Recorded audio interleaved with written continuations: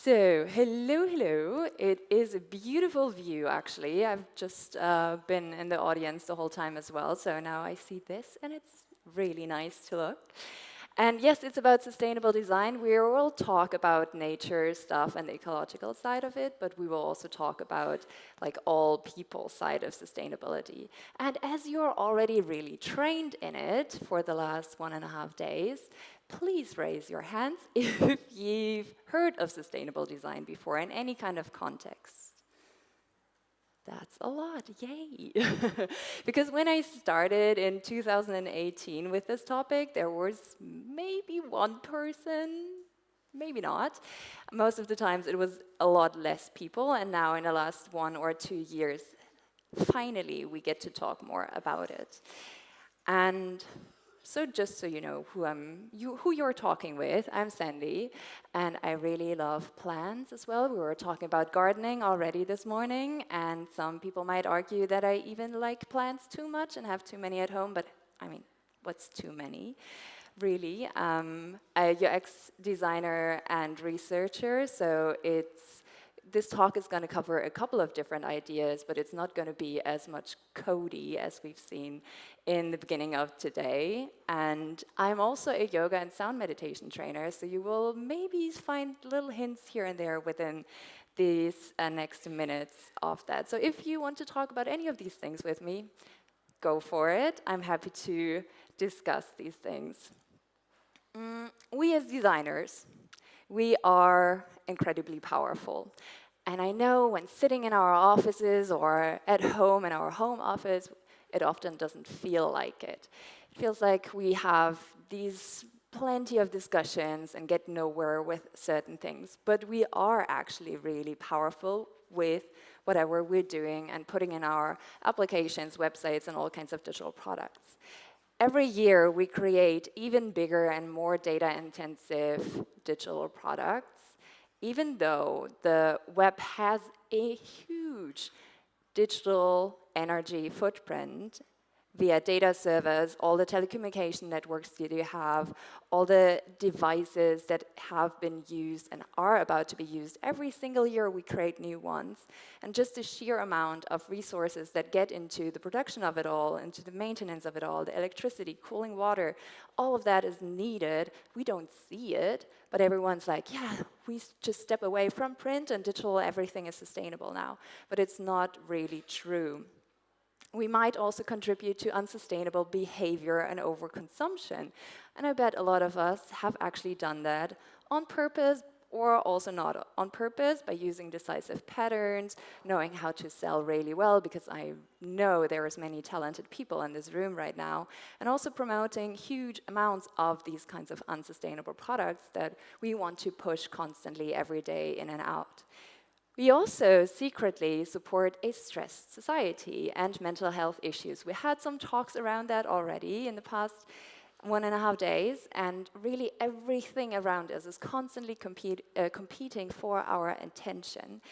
Every digital product on our smartphones, just in our pockets, on our laptops, everywhere around us is stressing us. So what we've created and helped to create is an unhealthy, stressed, and overwhelmed society.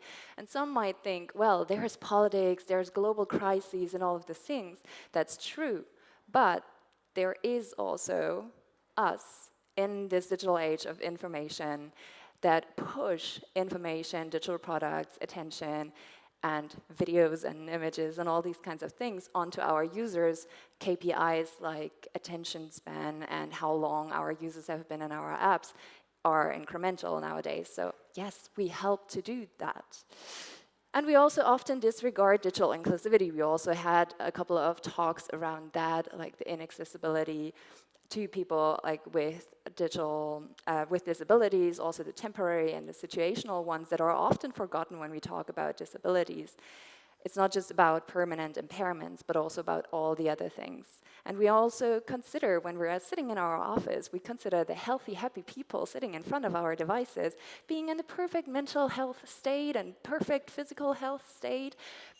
But actually, like, how often is that really true when we have our bad days, our stressful days, and we just want to get things done in our to-do list in our softwares, whatever we're doing, we're also not these healthy, happy people that we have as personas and target groups and whatever we picture.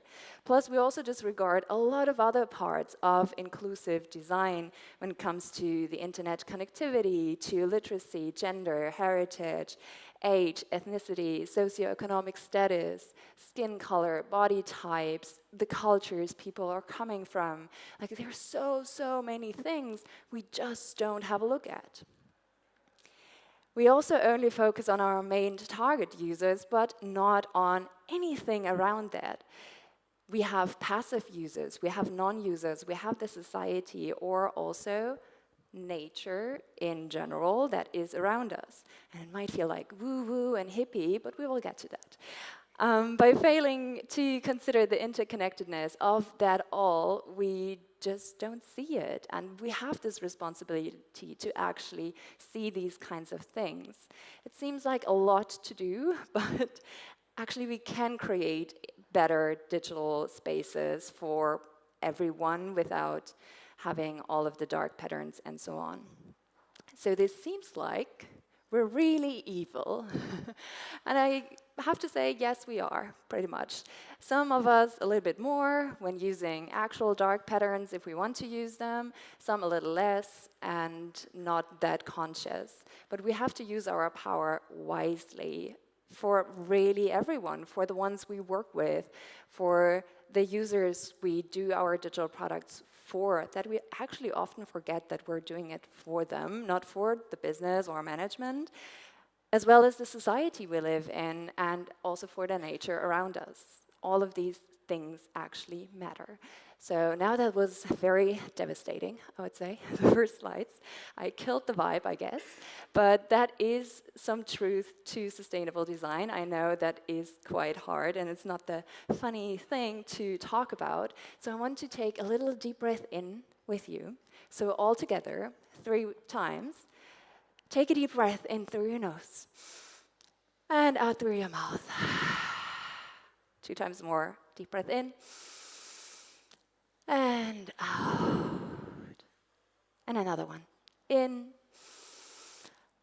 and out. Okay, so we're not evil. Let's try to figure out how to not be that evil. And when I talk about sustainable design, I often ask, well, what is sustainable design to you? Because it could be ecological, it could be social, it could be economically sustainable. What we talk about most of the time with the businesses we're in. But there's 2 different parts that I like to refer to, the ecological side and the social side, where we obviously cannot go into all of the different aspects here, but I want to pick out some cherries here and there. But in ecological design, we often hear about lightweight design, data-reduced design, but there are so many other things as well, like ecologically positive design, regenerative design, raising awareness for certain matters, integrating nature into our design and decision processes, green e-commerce, changing the behavior to be better in sustainable, in ecologically sustainable cases, but also social design, being diverse, ethical, accessible, we heard about, mentally healthy, inclusive, equal, and integrating affected people like passive users and non-users. There is so much we could get into here, and I will dive into a little bit in a second. Before that, we have to ask ourselves, okay, who is involved? There are so many different people around here. There's researchers, designers, a lot of developers here. And yes, we all have our saying in sustainable design. We all have to do certain things for it. I cannot say, okay, we just push it on to you developers, or we can push it all to the researchers. That's not the case. We all have to do something around that within every single step of the way, which is also the beauty in it, because we can, it's not okay, we do it at the very end, we do it at the very beginning, but we can do it in all different phases. So let's first dive into one of the most popular ones when talking about ecologically sustainable design is lightweight design. And I love to talk about the 10 content energy-eating monsters. And a lot of them are often actually forgotten. What we often talk about is the videos or images, which are high data, heavy content energy eating monsters. But there's so many others as well, like animations, third-party tools that we often forget about. ClickPass is one of them. It's not like we're in a supermarket getting our users through all of the aisles, but actually it is a digital product that we could have super quick, easy ClickPass. It's about colors, it's about fonts, it's about storage, variations, and also audio. Like all of these content assets we can do in more lightweight ways. As time is not unlimited here, I will only dive into one of them right now, which is the images, which is in most of the cases one of the biggest ones. And this is a snippet from Digital Beacon. It's one of the carbon calculators that are out there. There's like Digital Beacon, Website Carbon, EcoGrader. There's a couple of more, but these are like the most popular ones. And there you can just put in your URL and see how it's rating for the size and the carbon statistics of it. There's all estimations. There's no real number yet, but there's all estimations. And this page, for example, which doesn't look like much, actually comes up with 20 megabytes of page size, just for this one page that is displayed here. And most part of it is 10 megabytes of images and also 8 megabytes of media, like anything that's videos and moving. That is a ton. Like we heard a lot about performance already and how to make our websites a lot faster and quicker. That is definitely not part of that. That is definitely a big issue. And it also is for ecological sustainability. So what we often talk about when it comes to that is scaling your images correctly. Just think about all of the images that are out there. Oh, most of the time I see like 3,000 pixels wide of images, although they are just half wide of this page. Why would we even do that? That's absolutely unnecessary and absolute data waste that we're putting onto our websites. We also have to use the most energy efficient, high quality formats. A long time that has been JPEG or other kinds of things. Currently it's more WebP, which you can save a ton of data waste with them. There's new ones coming up, but they are a little bit slower in browser recognition. You can also talk a lot about compressing your images, and yes, these are all valid, and I also say, like, if you take just these 3 things with you from today's talk and do it, then awesome. That's even already quite a bit. And there's browser tools where you can deal with that, and you can save really up to 80%, sometimes they even save up 90% of data waste just by putting it into one of these compressors, which is way better than doing it in whatever kind of design software you're using.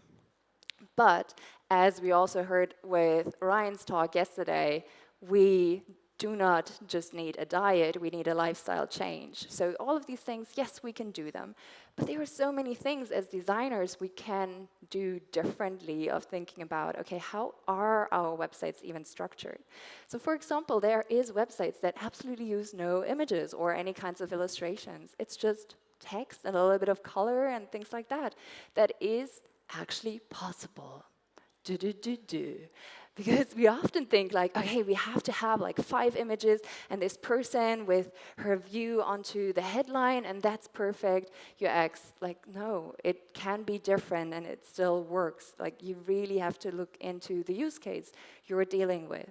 You can also use only illustrations but no images, because illustrations most of the time have a lot less data waste in them because there's just lines, and especially if you use the right vector format and stuff, then they can save a lot of data just by using illustrations, and it can still work amazingly. You can also design with text rather than images. So use the whole palette of visual elements and get creative. What I often see or hear about ecological design, it's probably minimalist and boring and very dull, and it's not. It's actually not. We can deal with it in different ways and find other solutions that aren't just the data-heavy videos and images around. You can also edit images creatively. Like you can have them smaller if you don't have the full band, like the full width images, for example, that luckily are out of date anyways. But you can make them smaller, you can cut off edges, you can blur the edges. Yes, that's even helping already with data, but you can make them beautiful in the background and stuff. So we can get super creative in dealing with these data-heavy monsters. So there's all of them. As I said, I cannot go into all of them, but if you have any questions, we can talk about them later, because there's magically and beautiful stuff in all of them, I promise, and we can get creative with all of them. And there's also a lot of beautiful lightweight websites out there. I started at some point collecting all of them in a best practice library on my website. There is also the SmashingConf website in it. There's also the design patterns website in it from Vitaly. So there is really cool websites that you already know that are actually in there as well, that to be found. So what's in it for nature? There is a lot of less energy consumption because we have less data that needs to be stored and delivered and pushed and pulled. There's less carbon emissions through that. There's less data servers needed. There is less water consumption to cool down these servers. So all in all, a lot of saved resources, even way more than what I listed in here. There's also a lot for the people, so clear click paths and processes, a greater readability, smooth experiences, greater usability. All of these things come with making it a lot better for the users. It's a fast page speed, it's no mental overload, it's greater accessibility and availability in low broadband areas. If you've been traveling with the Deutsche Bahn, for example, through Germany, you probably noticed always in rural areas that there is still low broadband areas existing, and we cannot even access these websites from there. That is, like, we always feel like, yeah, we are so developed, but actually that is still part of our day-to-day business. So never disregard that. And there's also a lot for it for business, like reduced bounce rates, better SEO rankings, more users, greater brand love, and saved resources, and possibly even reduced server costs.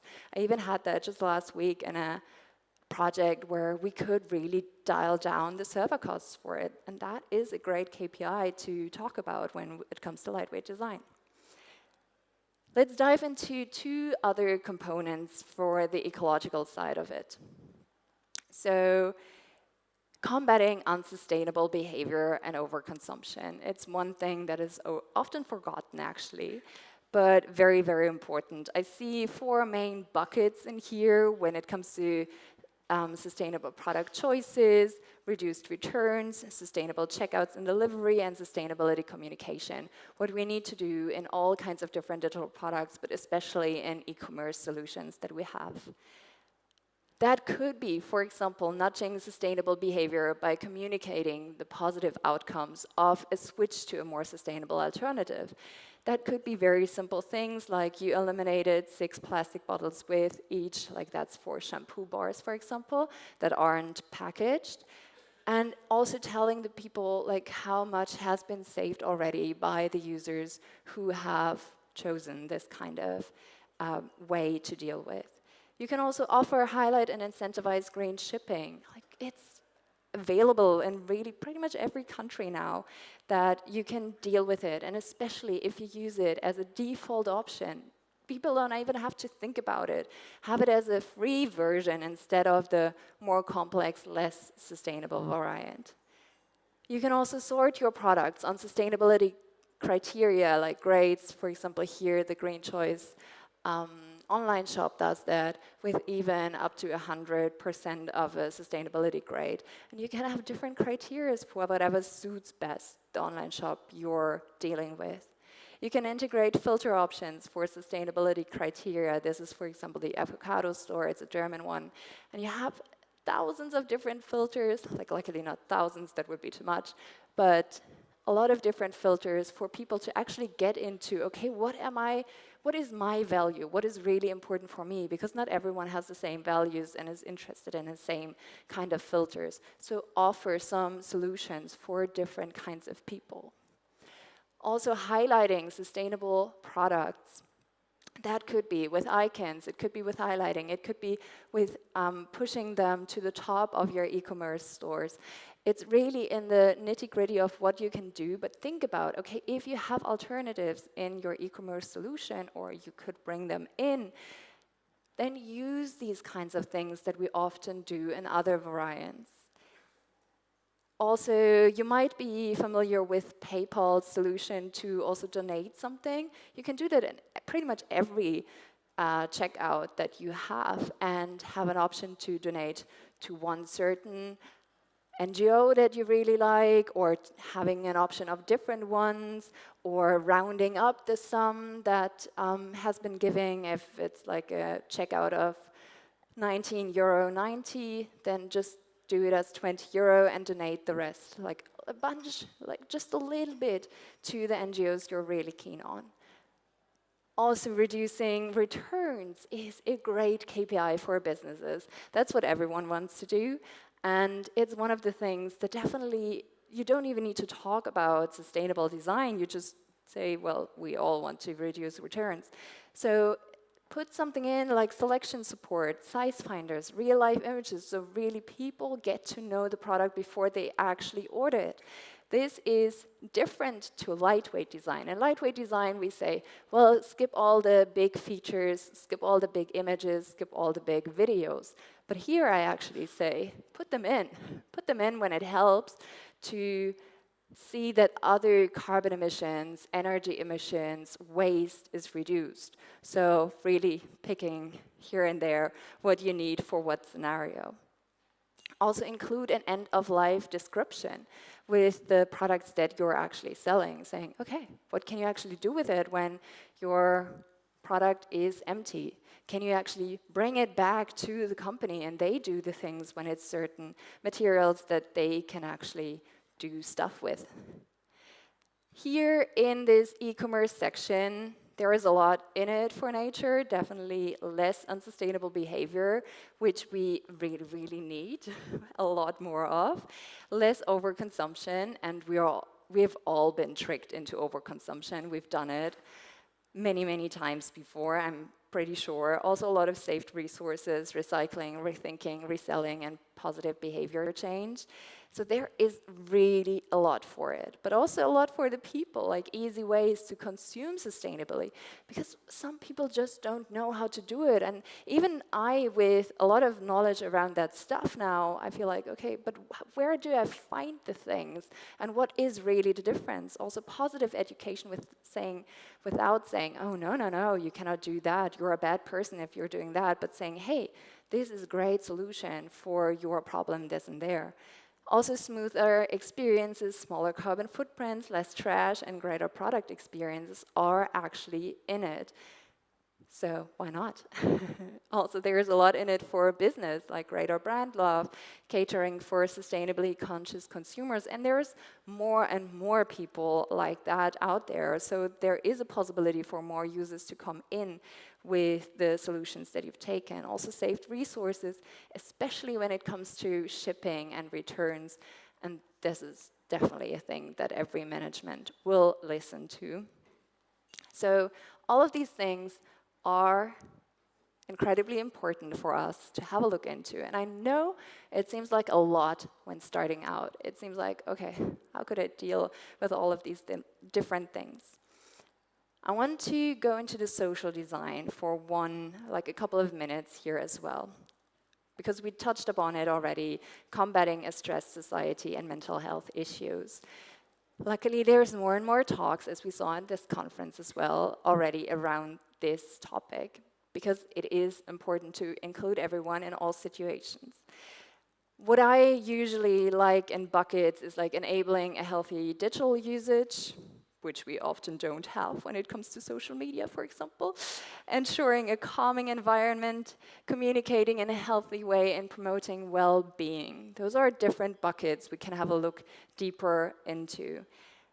There is, for example, this thing like exit points that we often don't really see anymore. It could be on social media. Once, like at the very beginning of my Instagram journey, I saw this thing. I don't know what it was called exactly anymore, but it was like your feed is like at its end. I don't know if anyone has seen that in the last years anymore, but also really allowing your users to disengage from your product with a sense of completion, and we all need that. We all need that when we're searching for images, for example, on any kind of image library. At some point, we want to feel like, okay, we really went through the most of it, and we want to have this feeling of, yeah, okay, I'll just take what I got now. There is nothing more coming. We need some kind of exit points. For example, on the right-hand side, there is like a little bar that says you have seen 100 of 2,000 products. That's like sneakers here. Just giving a little hint, being able to still scroll through, but giving you a hint of, hey, this could be your exit point if you really like. Or on the left-hand side, that's in a meditation app saying, hey, cool, you've done something. Now go ahead, enjoy your evening off. You don't have to do 10 of them. You can do just one and then be happy with the rest of your life. Providing exit points. I really would like to do a whole talk around this. But also saying never use video and especially audio autoplay. If you've ever sitting in a public place and suddenly audio was blasting off, you know the situation of feeling like, I wouldn't want to have that. So do not include any of these functionalities. And video, well, we see it in every single platform nowadays. Because, yeah, it gets people actually in the zone and we stick to it and just scroll through all of the reels and stories and things that are moving. It is super addictive. That's why we actually put it into our digital products. Yay, but we also have a lot of mental issues with it and just clinging to it, get frustrated, afterwards feel like, okay, this hour was an absolute waste of my time. I have nothing from it. So why do we do that? Like in our business offices, we think like, yeah, that's a great idea. We should put that in. And as users ourselves, we hate it. So why do we still do it? Why? And even giving your users the option to say, okay, maybe you want to have it on or off, so it's your decision to take, but not having it automatically. We also heard a lot about micro animations, and I'm actually a really big fan of them as well. And I just want to say, use animations very carefully and slow-paced, because if we have like flying content from up and right and left and down below and everything's turning, then it's like really triggering for some people, and it can be super destructive, and especially for people with impairments and cognitive challenges, it is a huge risk for them to even go through that kind of digital product. So let's just ditch them and do micro animations, the small little pieces, bits and things everywhere that actually helps and supports the user to go through their journey and makes it feel smooth, but not like this dancing around everywhere. Also, keep notifications calm. This is a screenshot from LinkedIn from one point where pretty much everything that I saw in there was absolutely waste for me. Like, I had nothing to do with any of these things. It was absolutely random. If anyone here from LinkedIn is, I'm sorry, but like, why do we push all kinds of different notifications onto users, even then also sending out push notifications and emails and really on every single channel, that we're like, why? So send notifications based on urgency, on the importance of it, on the context of it, and your importance, what you think as a business, might differ slightly from what the user feels the importance of this notification actually is.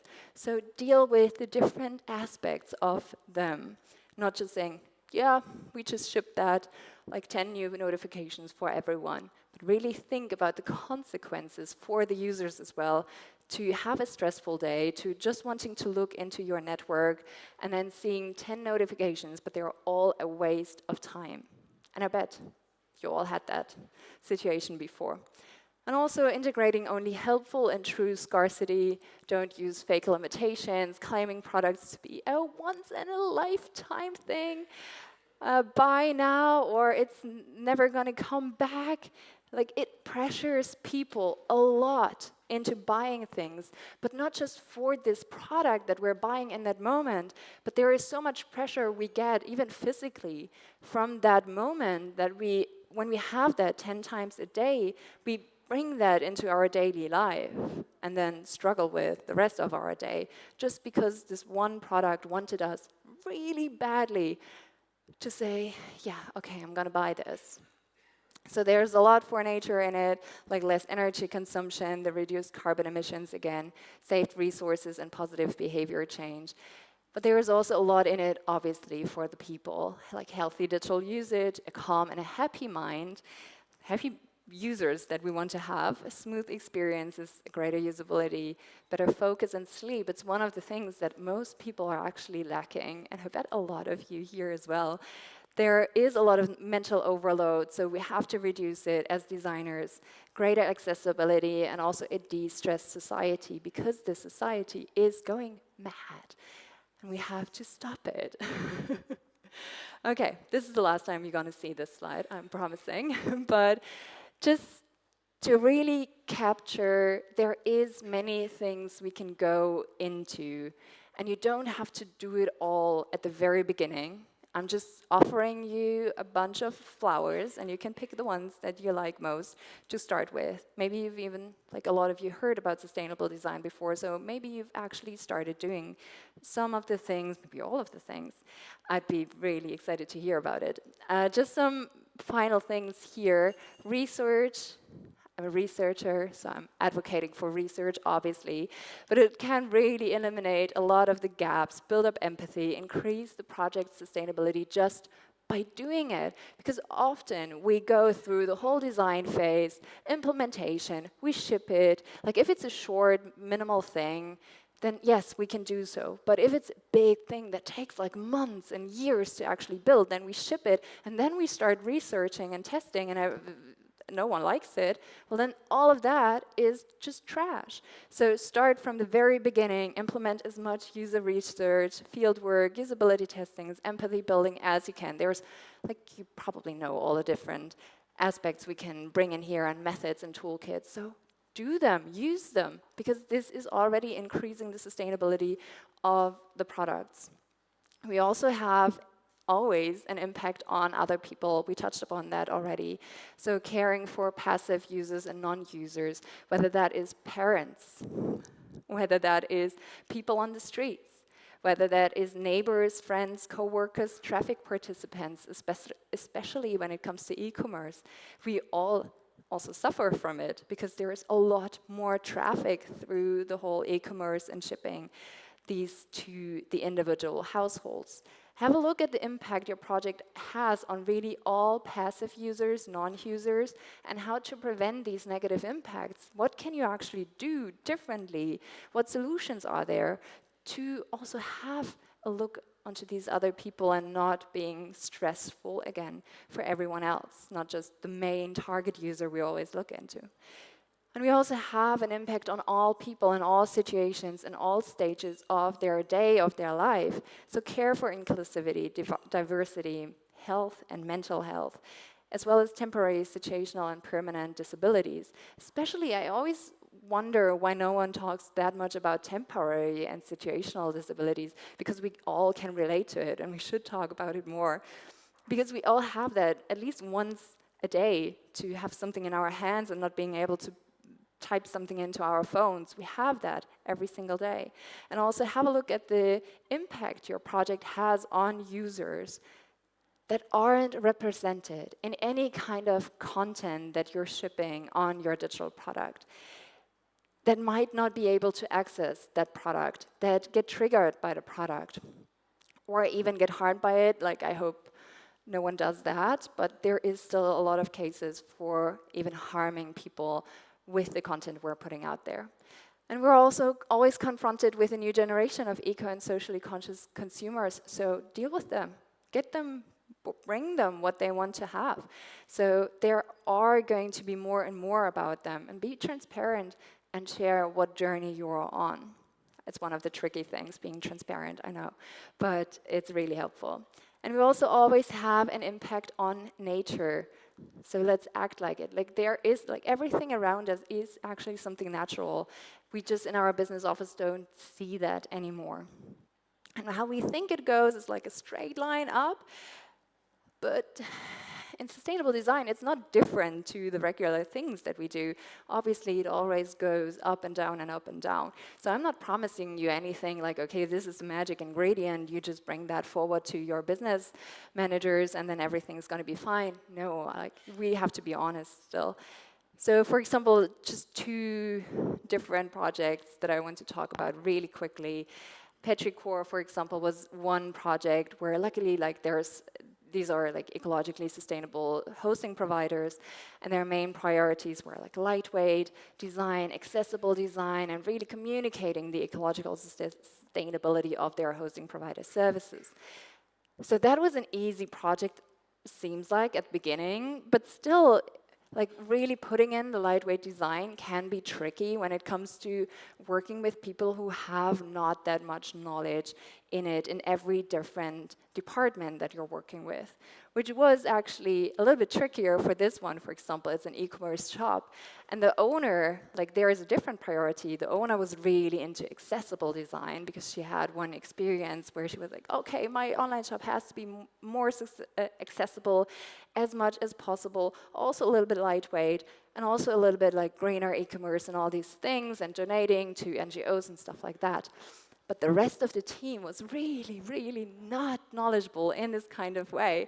So I was pushing and trying to do certain things with the design, but then the brand designer, the icon designer, they were like, well, that could be really cool. And that image and that video and that full width, whatever content and component. And I was constantly trying to convince them, yes, we have to do that. Sometimes it is harder to do it.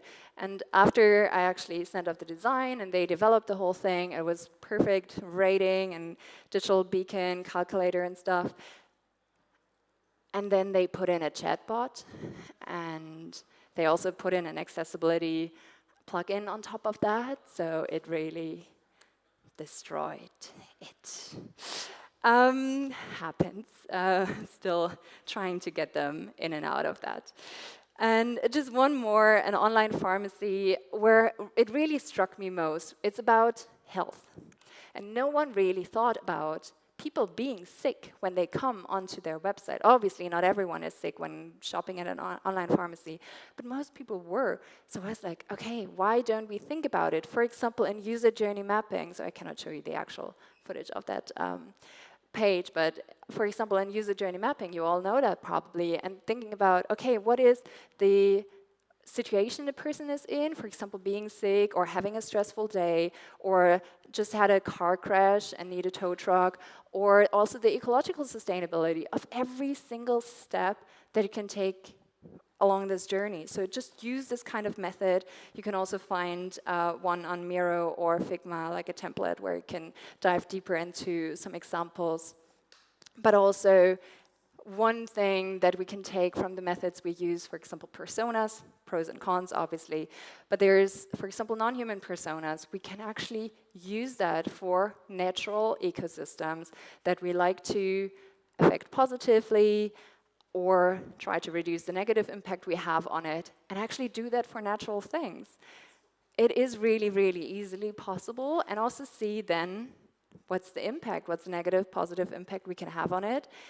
And yes, I know it might seem hippie, but it is super cool. I just say, try it. There's also templates you can easily find on Miro and Figma for that. So, how to bring it in? Just final thoughts here. Evaluate the opportunities for sustainable design, because that is incremental to see, okay, where are we at? See what knowledge and the mindset is already there, because with some colleagues, the business itself, it might not be there yet. So gather knowledge, shift your mindset, collect ideas as a team, as an individual, and do this damn thing, setting priorities, because not in every project it's the same priority. It's not. We cannot do all of the things at the same priority. It's not possible. I wish it would be, but obviously we cannot. And then just get into the damn action. Don't overcomplicate it. Just do it step by step. Choose one thing, and then the next week another thing. And then just keep going from there.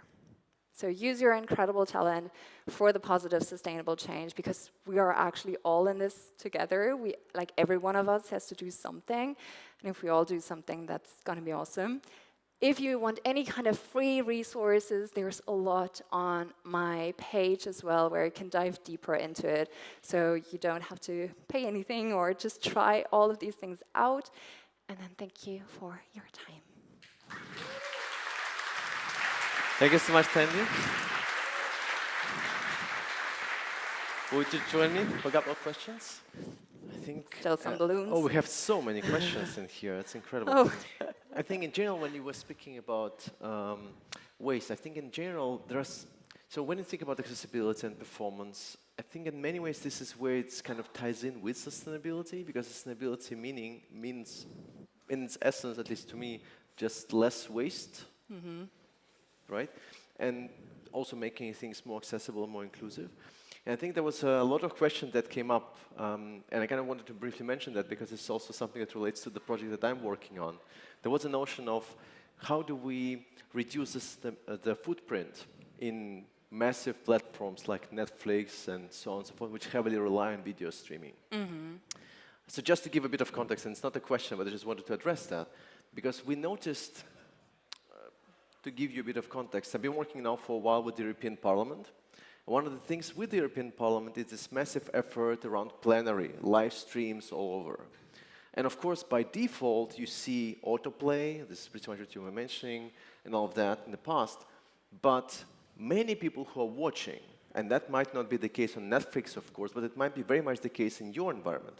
Many people who are watching, they're not watching actively.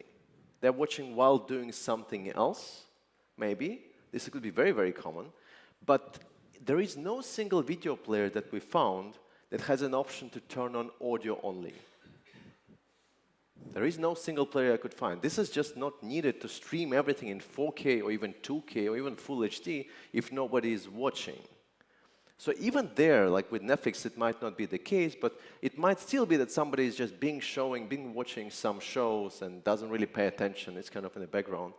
But you can always find something, right? And this kind of also ties in with a few other questions that we came in here, because there is always sort of alternatives. One question that came up was, are there any sustainable analytics tools, unlike Google Analytics, maybe something greener? Yeah, there are. Some analytics tools try to, they are usually cookie-free analytics tools, so you have no cookie settings, which is awesome.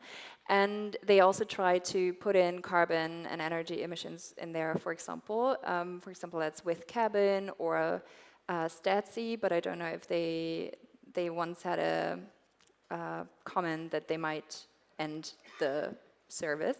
But you can, there is a full tool list also on my website, the greentheweb.com, and a tool list in there to find different kinds that actually have that in there, because there is more and more coming up like that, which is awesome.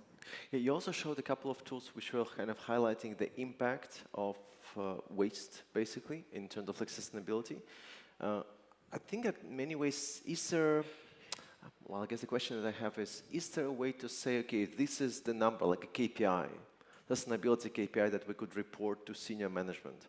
Because what I was looking and doing a bit of research as well, there are many different ways to measure sustainability, well, to measure waste, I should say, and to say sustainability score B or C or D or E. And there is website carbon.com, there are many, many others. Yeah. Is there sort of a model on how we do that?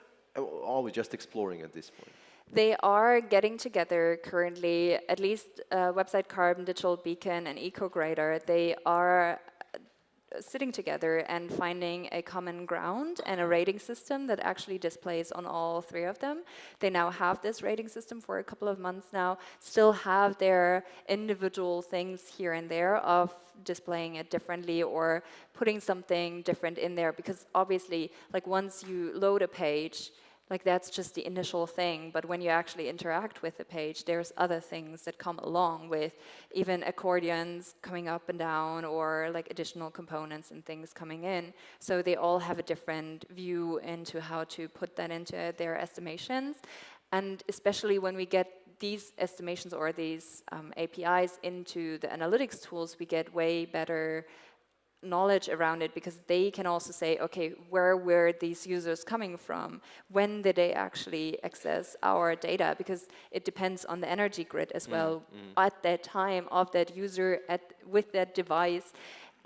So there we could have a lot better estimations. But I still love those tools because it gives us a first impression of it all. Okay. Maybe just the last question. We have just a little bit of time for that. We have a lot of conversations about dark theme being better in general, compared to, let's say, light themes website. So how impactful is it, actually? Do we know? Yeah, there's first studies around it, like Google did a study on it, the BBC did a study on it, there's a couple of others who tried out certain things. In general, I would say for smaller digital products, do the light theme. And even if you do a dark theme, have both. Because there is many more things on top of that, like accessibility and being actually able to read it for everyone. So there's many different criteria when it comes to color, so we should never ditch that. And the dark theme, like the darker colors in general, just count for OLED displays, for no others, because they light up each in a pixel individually. So darker colors need less light to be displayed. So if you have bigger pages, bigger software like Google has, like watching things on YouTube, or the BBC did with their TV screens that are running for a longer periods of time and on big displays as well, there it does have quite an impact on the energy the devices are using. But yeah, you have to be careful with, like, it gets bigger with a bigger crowd watching, a longer time period, people are interacting with that digital product. If it's slower, like less people and less time consuming in this product, then I would say it's not that big of a deal. Right, I think personally as well, to me, it would be the sense of just help people get things done faster. Right? If you can, I mean, this is good for everyone. Yes. This is just accessibility, this is ability, that's performance, that's sustainability, that's everything. It's just better for everyone. But there's a lot of KPIs who say, well, we should keep our users longer on our platform. Of course. Okay, so the very final one then. Does the future look bright? I would say yes. But there's also like this psychological thing, versus, like gloom versus doom, and I really don't like this doom vision for myself and everyone else. So I really am hopeful for everything. But yes, we all have to do certain things for it, and it doesn't have to be all and everything. But if you all take like some steps, I see it in the last 1 or 2 years how many people have actually gotten to the topic and have done something around it. So I am very hopeful. That's very optimistic. Thank you so much, Sandy. And please give it up to Sandy, everyone. Thank you so much. Thank you.